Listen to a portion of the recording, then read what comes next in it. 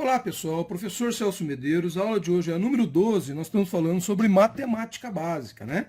Nós já falamos sobre números naturais, sobre números inteiros, operações com números inteiros, e hoje nós estamos falando aqui sobre os números racionais, mais especificamente as operações com os números racionais, né? Então, quais operações que nós temos mais comuns com relação aos números racionais? Hoje nós vamos ver as adições de frações e subtração de frações, certo? Bom, mas para a gente fazer adições de frações, é importante a gente relembrar o conceito de mínimo múltiplo comum. Por quê? Veja, vamos supor que eu tenho aqui, ó, 2 sobre 3 mais 5 sobre 9, certo? Como que eu faço para fazer uma soma dessa, né? O que eu tenho que fazer para fazer uma soma dessa é fazer com que o denominador dessas duas frações fiquem iguais. E para eu fazer isso, eu tenho que fazer um mínimo múltiplo comum. Então, o mínimo múltiplo comum de 3 e 9, como que eu faço o mínimo múltiplo comum? Eu vou pegar aqui e perguntar se eu consigo dividir um desses números aqui por um número primo. Eu começo com o número 2. Dá por 2? 3 ou por 9 dá por 2? Não, nem 3 nem 9 é par, então não dá por 2. Daí eu vou perguntar, 3 ou 9 dá por 3? Dá. Opa, então eu vou colocar o 3 aqui e vou dividir esse número que dá por 3 por 3. Ó. Então 3 dividido por 3 deu 1. 9 dividido por 3 deu 3. Então eu consegui dividir os dois números. Beleza. Daí eu vou perguntar, esse número aqui dá por 3? Continua dando por 3. Ó, esse 3 aqui dá por 3. Então aqui continua 1 e aqui fica 1. Ou seja, terminei. Quando tudo fica 1, significa que eu terminei o meu mínimo múltiplo comum. Bom, significa que o meu mínimo múltiplo comum é a multiplicação desses números aqui. Nesse caso é 3 vezes 3, que é 9. Então, o mínimo múltiplo comum desses dois números é 9. Então eu poderia igualar isso aqui, ó, com a parte de baixo da fração igual a 9. Porque ele é o meu mínimo múltiplo comum. Daí eu vou pegar esse 9 aqui, ó, e vou dividir pelo número de baixo. Então, 9 divididos por 3 dá 3. Esse 3 eu vou pegar e vou multiplicar por 2. Então, olha, 9 divididos por 3 deu 3, multiplicado por 2 deu 6. Esse é o 6 que eu vou colocar aqui.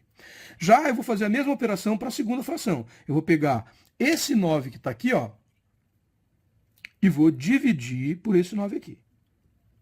9 dividido por 9 dá 1. Daí eu vou pegar e vou multiplicar por esse aqui. 9 dividido por 9 deu 1, multiplicado por 5 deu 5. Como o sinal aqui é positivo, eu vou pegar aqui e colocar mais 5, certo?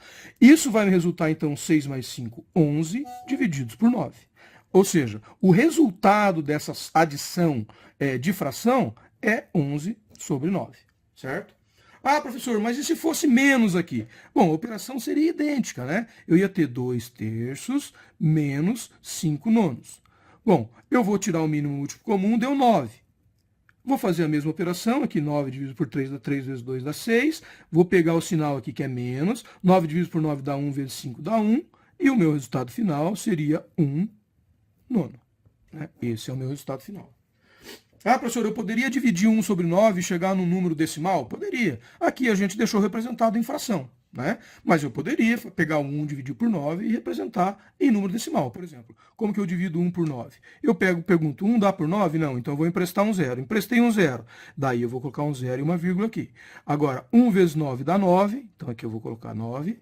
10 menos 9 dá 1. Vou emprestar mais um zero aqui, deu 10. Opa, 10 divididos por 9 dá 1. Certo? Daí eu vou emprestar, deu 1, né? E vai sobrar quanto aqui? Se eu pegar aqui e fazer a conta, vai dar menos.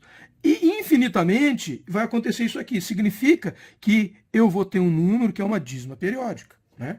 Beleza. Então eu posso responder que é igual aproximadamente, por exemplo, 0,111. Ou eu posso dizer que é igual a 0,111 com 3 pontinhos, indicando que ele é uma dízima periódica. Certo? Show de bola. Então a gente aprendeu que a adição de frações e a subtração de frações, né, permite com que eu, através do mínimo múltiplo comum, reduza os dois denominadores no denominador comum, e daí eu consigo fazer com que as minhas duas frações somadas ou diminuídas virem uma fração só. Certo? Beleza.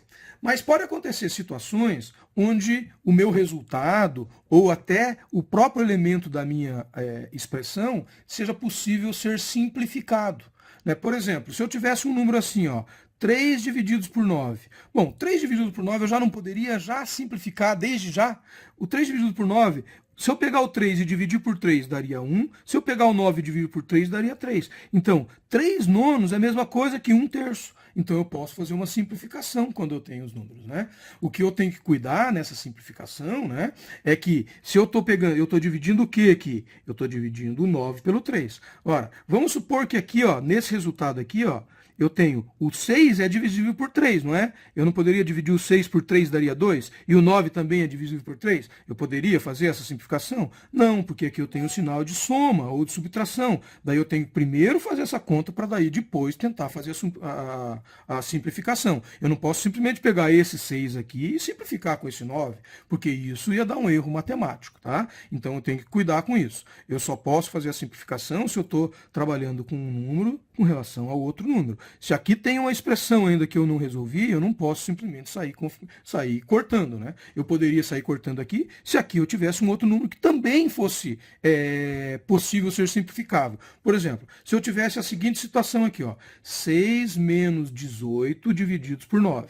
Bom, eu poderia aqui ou fazer a conta primeiro, mas eu poderia aqui simplificar, porque eu posso simplificar esse 6 por 9 e esse 18 por 9. Então, porque tanto 6 como 18 e o 9 dão por 3. Então, 6 por 3 dá 2. 18 por 3 dá 4, né? Porque 4 vezes 3... Opa! 6 vezes 3, 18. 6 vezes 3, 18. E o 9... 3 vezes 3, 9. Então, eu tenho 2, 6 e 3. Significa que essa expressão eu posso escrever, então, que é 2 menos 6 divididos por 3. Isso vai me dar o quê? 2 menos 6 é menos 4 divididos por 3. Se eu fizesse a conta antes aqui, eu ia chegar na mesma situação. Por exemplo, olha, antes de eu fazer a simplificação, eu pegar o menos 6 e diminuir do 18. Quanto que dá? Menos 6 diminuído do 18 dá menos 12. Estou fazendo essa conta aqui, ó. Aqui, tá? Então, menos 6 menos o 18 dá menos 12, divididos por 9.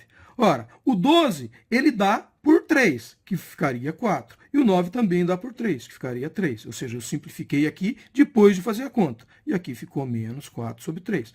Repare que o resultado final aqui dá igual ao resultado final aqui. Por quê? Se eu estou usando um conceito matemático válido, os resultados, não importa a forma que eu faço a conta, vai dar o mesmo resultado. Espero que tenham gostado. Até uma próxima.